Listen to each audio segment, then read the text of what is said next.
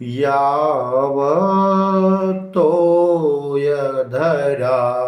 धरा धर धरा धारा धरा भूधरा यावच्चारु सुचारु चारु चमरम् चामीकृतं चामरम् यावद् रावणे राम राम रमणम् रामायणं श्रूयते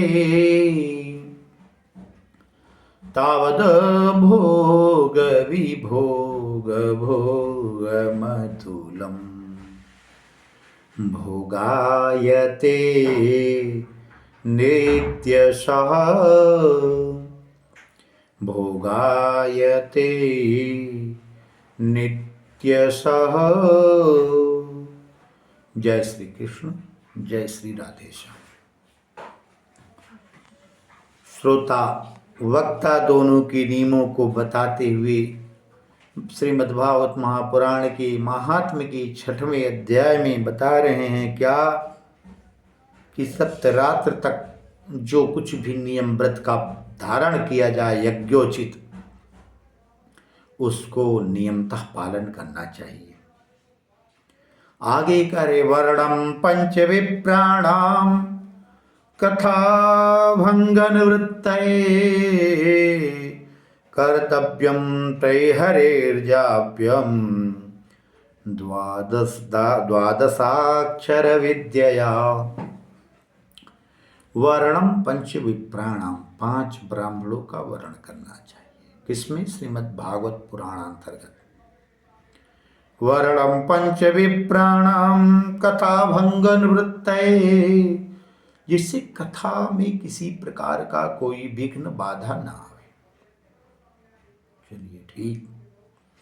आगे करें कर्तव्य तेहरे जाप्यम, करना क्या है इन 5 ब्राह्मणों का?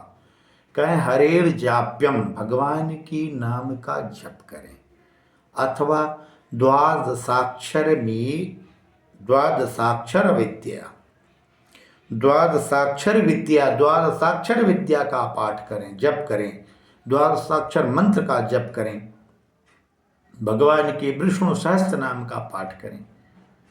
इसके बाद करें ब्राह्मणान वैष्णवांस्यान्यान तथा कीर्तनकारिणः नत्वा संपूजित त्याग्य स्वयमासनमाविशेत्। इतनी सारी बातें कहते हुए कहते ब्राह्मणान वैष्णवांस्यान्यान तथा कीर्तनकारिणः नत्वा संपूज्य दत्ताज्ञ स्वयमासनमाविशेत्।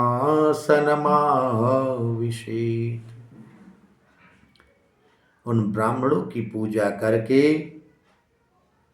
और उचित आसन दे करके कीर्तन पारायण, कीर्तन कारण कुछ लोगों को हरिनाम कीर्तन के लिए बैठा करके नत्वा संपूज्य, उनका भी पूजन करके स्वयं आसन माविषित, और स्वयं आसन पे तब बैठना चाहिए।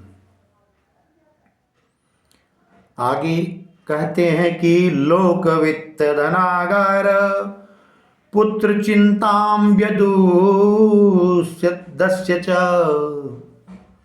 कथा चित्तम शुद्धमति स लभेत फलमुत्तमम्। सांसारिक प्रपंचों में रहते रहते जीव सांसारिक विषयों में लग जाता है और सांसारिक विषय उसे क्षण प्रतिक्षण कुछ न कुछ उसके मन को विह्वल, आह्लादित, दुखी, कष्टित करते रहते। परंतु कह रहे हैं वहां पर लोक वित्त धन धनागार पुत्र चिंता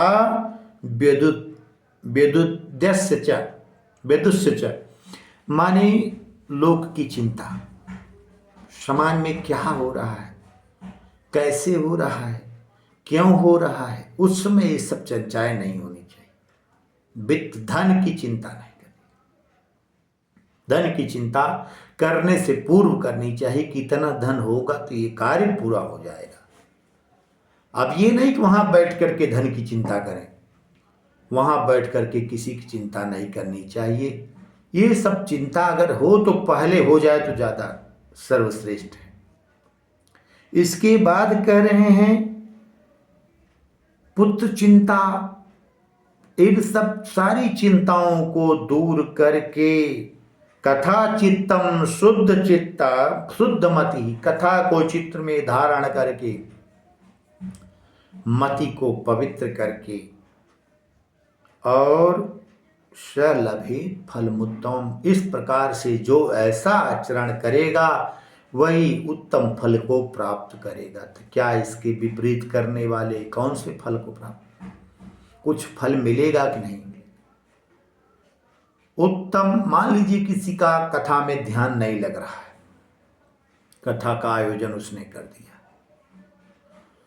तो उसको कुछ फल मिलेगा? हाँ, उसको फल मिलेगा, मध्यम फल मिलेगा, उत्तम फल नहीं मिलेगा। उत्तम फल इस व्यवस्था के अंतर्गत मिलेगा कि उसका चित्त किसी प्रकार के विकारों से रहित हो जाए, उसके चित्त में तमाम जो भ्रांतियां हैं, भावनाएं हैं, ईर्ष्या द्वेष प्रपंच आदि दोष से रहित हो जाए और जब कथा श्रवण करे तो कथा में ही उसका चित्त लग जाए।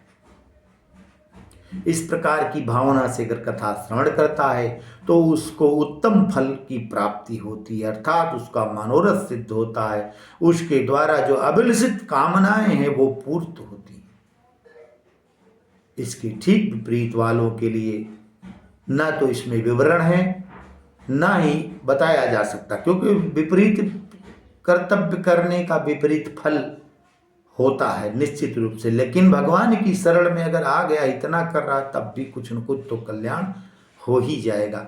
इस प्रसंग में इतना ही, आगे हम इससे आगे के प्रसंग को लेकर पुनः उपस्थित होंगे। तब तक के लिए जय श्री कृष्ण, जय श्री राधे श्याम।